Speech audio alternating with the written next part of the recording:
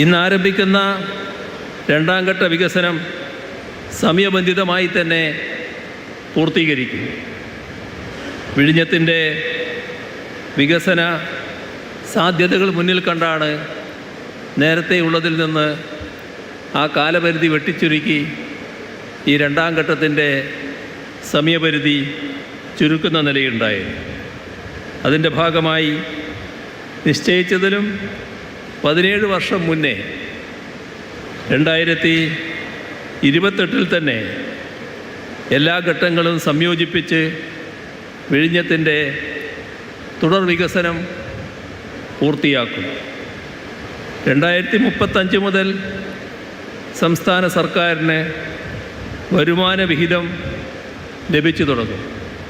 പൂർണ്ണതോതിലുള്ള വികസന പ്രവർത്തനങ്ങൾ നേരത്തെ തന്നെ പൂർത്തിയാകും. അതുകൊണ്ട് തന്നെ സർക്കാരിൻ്റെ വരുമാന വിഹിതം നേരത്തെ കണക്കാക്കിയതിനേക്കാൾ വർദ്ധിക്കുമെന്നതിലും സംശയമില്ല. വിഴിഞ്ഞത്ത് ഇതുവരെ ട്രാൻസ്ഷിപ്മെൻറ്റ് മാത്രമാണ് നടത്തി വന്നിരുന്നത്. ഇപ്പോൾ റോഡ് വഴിയുള്ള ചരക്ക് നീക്കത്തിന് നമ്മൾ തയ്യാറായി കഴിഞ്ഞു. തുറമുഖത്തെയും ദേശീയപാതയെയും ബന്ധിപ്പിക്കുന്ന റോഡ് പൂർത്തിയായിരിക്കുന്നു. അതിൻ്റെ ഉദ്ഘാടനവും ഇതോടൊപ്പം നടക്കുന്നുണ്ട്. ഏറ്റവും അടുത്ത ദിവസങ്ങളിൽ തന്നെ റോഡ് വഴിയുള്ള ചരക്ക് നീക്കം ആരംഭിക്കാൻ നമുക്കാകും. ഇവിടെ ഈ തുറമുഖത്തിൻ്റെ ഒന്നാം ഘട്ടത്തിനായി 5500 കോടിയോളം രൂപയാണ് സംസ്ഥാന സർക്കാർ മുടക്കിയത്. നമ്മുടെ രാജ്യത്ത് മറ്റൊരു സംസ്ഥാനവും തുറമുഖ നിർമ്മാണത്തിനായി ഇത്രയും വലിയ നിക്ഷേപം നടത്തിയിട്ടില്ല. ഇത് കേരളത്തിലാണെങ്കിലും ഇന്ത്യയുടെ ഏറ്റവും പ്രധാന തുറമുഖമായിട്ടാണ് മാറുന്നത്.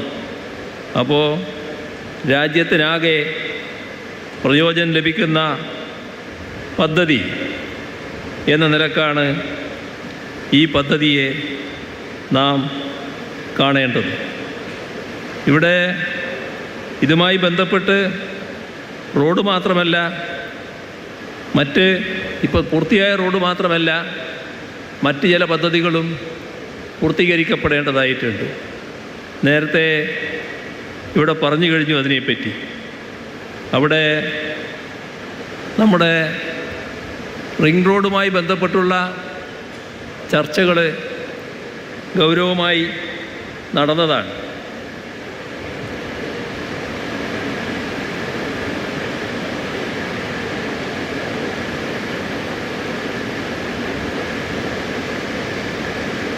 National highway authority of India അതുമായി ബന്ധപ്പെട്ട് പൂർണ്ണ സഹകരണം വാഗ്ദാനം ചെയ്തതുമാണ്.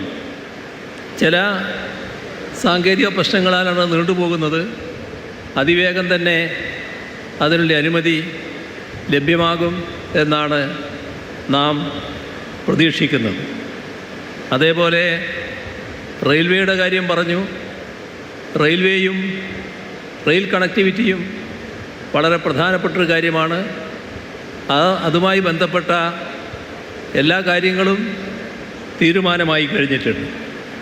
ഇവിടെ കാണേണ്ട ഒരു കാര്യം, ഇതിൻ്റെ ഭാഗമായി ഇവിടെ തന്നെ 3000 ഏക്കറോളം സ്ഥലം നമ്മുടെ വിവിധ പദ്ധതികൾക്കായി ഉപയോഗിക്കപ്പെടാൻ പോവുകയാണ്.